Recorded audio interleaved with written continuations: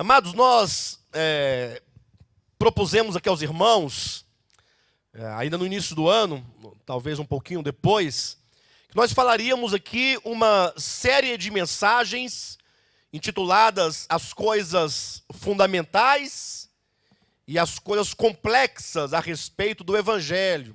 Vocês lembram disso? As coisas que são mais simples de se compreender, ainda que pelo fato de ser simples não quer dizer que por isso todos podem eventualmente, simplesmente compreender. Nós sabemos que o Espírito Santo, ele trabalha no coração, iluminando o coração e a alma para revelar a palavra de Deus. Quando não há essa revelação, as pessoas podem até constatar a verdade na Escritura, mas ela não se convence no seu interior da verdade. Mas nós falamos então aqui sobre as coisas que são mais simples do Evangelho, as coisas que são rudimentares e elementares. E então os irmãos lembram, salvo engano, foi na reunião da ceia do Senhor, do mês passado, nós começamos a epístola de Tiago. Os irmãos estão lembrados? A epístola de Tiago. Tomando Tiago como sendo uma epístola que vai gerar uma transição das coisas rudimentares para as coisas complexas. Pastor, por que as coisas rudimentares e as coisas complexas? Bem, as coisas rudimentares, logo nós vamos falar uma breve palavra sobre isso, diz respeito à obra de redenção que Jesus efetuou na cruz do Calvário. É aquilo que a Bíblia declara que Jesus realizou por nós no âmbito judicial. Ou seja, Jesus morreu na cruz do Calvário pelos nossos pecados. Eu pergunto, Jesus morreu porque ele era um pecador? Ele tinha culpa? Ele tinha dolo? Ora, se ele era um homem totalmente destituído do pecado, como pôde então ele morrer se o salário do pecado é a morte, ou se a morte é o salário do pecado? Ora, só foi possível que ele morresse porque ele tomou sobre si as nossas dores, os nossos pecados, as nossas transgressões. Então houve ali uma obra de substituição.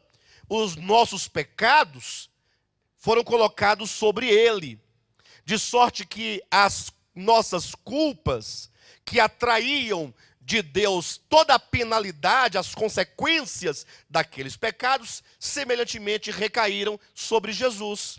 Aí eu digo, e pergunto aos irmãos, se Jesus levou os seus pecados todos, e por eles sofreu toda a penalidade, o que resta então a você?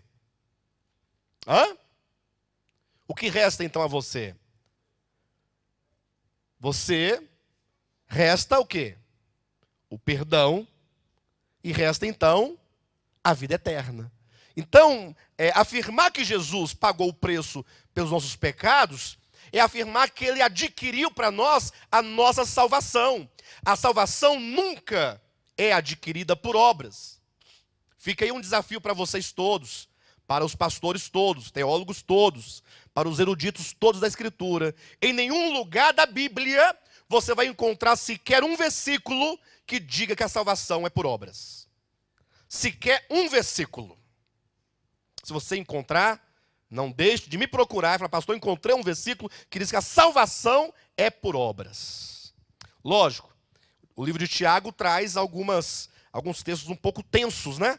Mas isso já foram explicados nas mensagens anteriores. Quem quiser poderá, inclusive, na internet, lá no nosso canal, nós temos não somente um site, irmãos, mas temos também um canal do Ministério Apostólico de Volta à Palavra no YouTube. Então você vai lá no YouTube, coloca lá, canal do Ministério Apostólico de Volta à Palavra, e lá você vai encontrar conferências, mensagens de televisão, daqui dos cultos, ou seja, centenas de mensagens para a nossa edificação.